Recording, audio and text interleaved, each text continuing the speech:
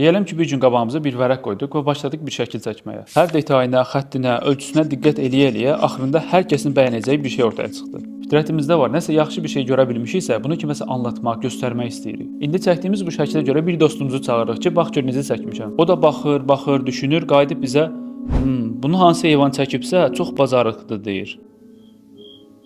İndi belə deyəndən sonra, əgər şuurumuz varsa fikirləşəcəyik ki, bu ya havalanıb, ya da mənə heyvan deyib dava salmaq istəyir. Demək istədiyim odur ki, bu şəkli bir heyvanın çəkə biləcəyinə niyə ehtimal vermədik? Niyə birbaşa ağlımız heyvanın bunu bacara bilməyəcəyini bizi razı saldı? Çünki heyvanların əlinə qələm alıb bunu bu cür çəkə biləcək şuurda olmadığından və ya insan kimi düşünüb oturub bir şey edib etməmək və ya yaxşını pisdən seçmək kimi qərarlar verə bilməyəcəyindən əminik. İndi desəm ki, bir balıq var ki, üzgəcləri ilə mükəmməl belə ölçüb biçilmiş naxış çəkə bilir. Hətta video ilə də sübut eləsəm. Bax, birbaşa məntiqimin mənə dediyi ilk şey, bu balıq əsrlərlə də bir dənə qarmağın nə olduğunu öyrənə bilmədi ki, bu insanlara yem olmaqdan qurtulsun. İndi dəqiq ölçülərlə bu naxışı necə çəksin? Yəqin video nəsə montajdır, montaj olmasa da bu balığın yaradan kimdirsə, bu məlumatı öyrədən də odur. Ağıl və məntiq bunu qəbul edir. Yer gəlmişkən belə bir balıq var həqiqətən də. Kirpi balıq bu işi üzgəclərindən görür. İlk dəfə bu sənəddə filmi görəndə başa düşmürdüm nə edir. Amma kamera uzaqlaşanda o qrafiki görəndə ilk ağlıma gələn fikir, bütün bu heyvanlar hər dəfə biz insanları bəyəndirəcək, təəccübləndirəcək, həyəcanlandıracaq bu işləri ən mükəmməl şəkildə görməsi idi. İlk başda dediyim kimi, bir qarmağın nə olduğunu əsrlərlə də öyrənə bilməyən bu balıq, bu mükəmməl memarlıq işini görməyi bu işin arxasında balığın yox, birbaşa Allahın olduğunu açıq şəkildə göstərirdi. Hətta elə dizayn olunmuş qrafikdir ki, erkək balıq bu qrafiklə dişi balıq özünə çəkir, dişi balıq əgər bəyənsə, gəlib yumurtalarını tam ortasına qoyur. Bu qrafiklərin quruluşu da yumurtaları axıntılardan qoruyur. İndi düşün ki, bunu görəndən sonra bütün kainatı qüsursuz xəlq edən Allah sənət əsərlərindən bizə özünü tanıdır deməyə əvəzinə qayıdıb bu işi elə balığın özü görür desək. Gör belə deməklə bütün bu mənaların nə qədər üstünü örtmüş oluruq. Şuurlu insan belə dünyaya gələndən 6-7 il sonra qələm tutmağı ancaq öyrənir.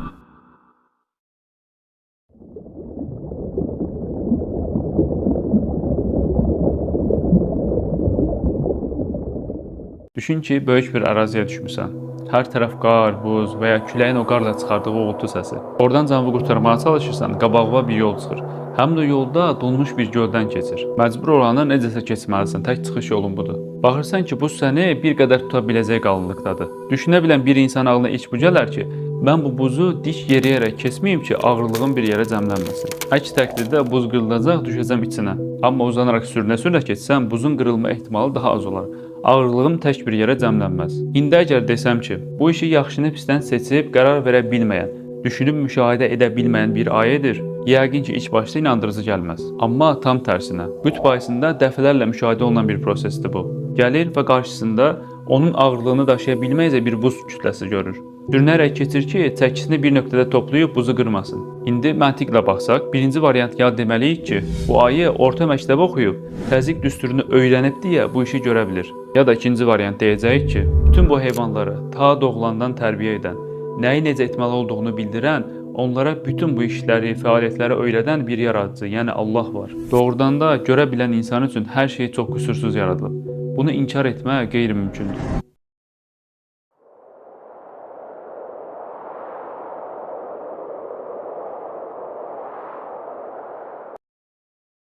Heç olub ki, uşaqlıqda baxdığımız çizgi filmlərdə və ya animasiya filmlərində donmuş bir buz parçasının içində uzun müddətli donub qalan bir canlı görək. Nə qədər çizgi filmlərdə həmin o canlılar buzu qırıb içindən sağ çıxsa da, reallıqda belə bir şeyin ola bilməyəcəyinə dəqiq əmin idik. Heç bir canlı buz kütləsinin içində o qədər müddət sağ qala bilməz. Bəs indi desəm ki, bir canlı var, məhz bunu eləyir və gözümüzün önündə də tam özünü dondurur və bir müddətdən sonra da buzu açılır, həyatına davam edir. Yəqin ki, ilk başda ağlımıza o gələcək ki, ola bilsin hansısa alim kəşfi eləyib və insanlar daha özünü dondurandan sonra da yaşaya bilir. Yəni hal-hazırda o qədər insan var ki, özünü donduraraq qocalığının qabağını alıb güya gələcəkdə oyanmaq istəyir. Və bir anda çıxıb desəm ki, bunu eləyən insan yox, bir qurbağa növüdür.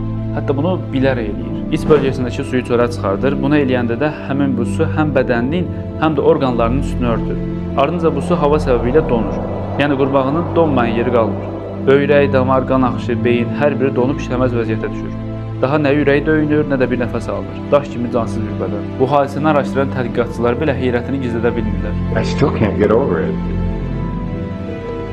It's really an amazing thing. Ardınca qış gedir, bahar gəlir. Hər yer isinməyə başlayır. Və heç nə olmamış kimi qurbağanın ürəyinin yenidən döyünməsinə şahid oluruq. Üstündən buz çəkilməyə başlayır. Damarlar, qan axışı, iç orqanlar hər biri təzədən öz işlərini görür. Anidən gözü açılır və yenidən həyatına olduğu yerdən davam etməyə başlayır. Sanki öldürəndə odur, yaşadan da ayəsinin təzəllisinə açıq-aydın şahid oluruq. Spontaneous resumption of function. Why? We don't know. We don't know what triggers that event. İlk başda bu işi olsa bir alimin eləyə biləcəyini qəbul edirik. Bəs indi qurbağaya sanki bir alimlik verirmişik kimi bu prosesi qurbağadan bilmək daha məntiqli olar, yoxsa kiçik böyük bütün hər şey elmində olan, alim olan Allahın öyrətməsindən?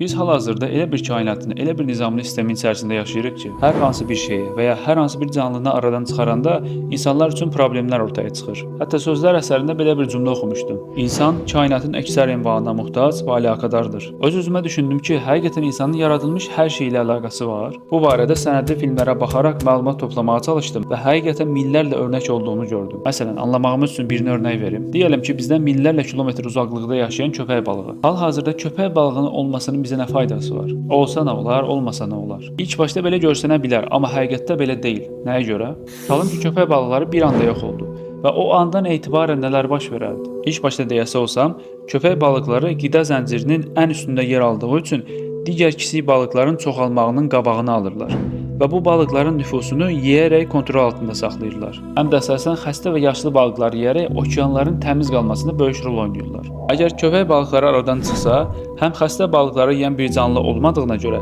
əksər balıqlar xəstə olub digər balıqlara yayacaqdı. Həm də kiçik balıqlara yeyən bir canlı aradan çıxdığı üçün balıq nüfusunda çox böyük artış olacaqdı. Bu artış da olanda kiçik balıqlar öz yedikləri fərqli qidalara çox tez müddətdə düşəcəkdi. Bundan sonra da həmin bu kiçik balıqlarda qida tapa bilmədiklərinə görə okeanlarda kütləvi milyonlarla balığın ölüsünü müşahidə edəcəkdik. Nəticə etibarilə milyonlarla ölü balıqlara, mikrob və cəsəd ilə örtülmüş okeanlara şahid olacaqdı. Sonra başqa nə baş verərdi? Dünyadakı oksigenimizin böyük bir hissəsi okeanlardakı mərcanlardan və bitkilərdən təmin olunur. Su tısbağaları sabit bir yerdə qalanda artıqlamasıyla bu bitkilərlə qidalanır. Amma köpək balıqları daima hərəkətdə olduğu üçün durmadan su tısbağalarını qorxudub yer dəyişməsinə səbəb olur. Tısbağaların bir yerdə sabit qalıb hədsiz otlamasının qabağını alır. Yəni qısaca su tısbağalarının yer dəyişməsinə səbəb olan köpək balıqları hal-hazırda olmasaydı, oksigen almağımız o qədər asan olmayacaqdı. Başqa tərəfdən baxsaq, köpək balıqları bəzi balinaların önəmli qidasıdır. Hətta 8 ayaqlı ilbiz deyə bildiyimiz canlılar köpək balıqlarının ölü bədənləri ilə bəslənir. Yəni qısaca əksər dəniz canlısının önəmli qidası olan köpək balıqlarının olmadığını fərz eləsək,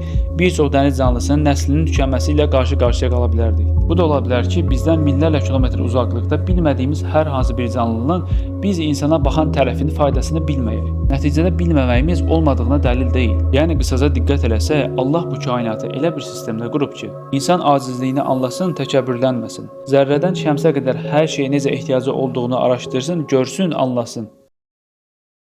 Qızıl yağış quşu. Bu quş haqqında elə məlumatlar əldə eləmişəm ki, adam deməyə söz tapmır. Deməli bu quş nə edir? Hər il Alaskadan Havayıya 4000 kilometr yol uçur. Təxminən 3 gün yarım dayanmadan uçur. Elm adamları bu quşun günlərlə qanat çırpmağı üçün bədənində ən azı 82 qram yağ olmalı olduğunu hesablayırlar. İncələyib görürlər ki, bu quşun bədəni maksimum 70 qram yağ tuta bilir. Fikirləşirlər ki, necə ola bilər ki, bu quş 82 qram yağla ancaq tamamlaya biləcək yolu 70 qramla rahat tamamlayır. Normalda eynən maşın yanacağını qurtarması kimi yarı yolda qalmalı. Görəsən buradakı sir nədir? Deməli nə edirlər? Daha az yağ istifadə etmək üçün qruplar halında küləyi yarmaq üçün V şəklində uçurlar. Küləyi yara-yara belə uçduqlarına görə %20'lük yağ qazancı əldə etmiş olurlar. Buna görə də hardasa 4000 kilometr yolu 60-65 qram yağ arası ilə tamamlamış olurlar. Bir növ 5-6 qram əlavə saxlamış olurlar. Sən demə bu 5-6 qram qalan əlavə yağı küləyin tərs yöndən əsmə ehtimalına qarşı saxlayırlar ki, daha çox enerji sərf olunacaq. Göy üzündə Allahın əmrinə boyun əyərək uçan quşları görmürlərmi? Onları göydə yalnız Allah saxlayır. Şübhəsiz bunda inanan bir toplum üçün ibrətlər var. Bu canlılarda şüur yox, güc yox, qüdrət yox, düşünüb analiz etmək yox. Amma necə də hər biri öz işini mükəmməl şəkildə görür. Rayona bir saatlıq yola çıxanda belə telefonda xəritə açıb gedirik. Onda belə çox vaxt çaşırıq. Amma baxırsan ki, 4000 kilometrlik yolu düppədüz xəritəsiz gedib tapırlar.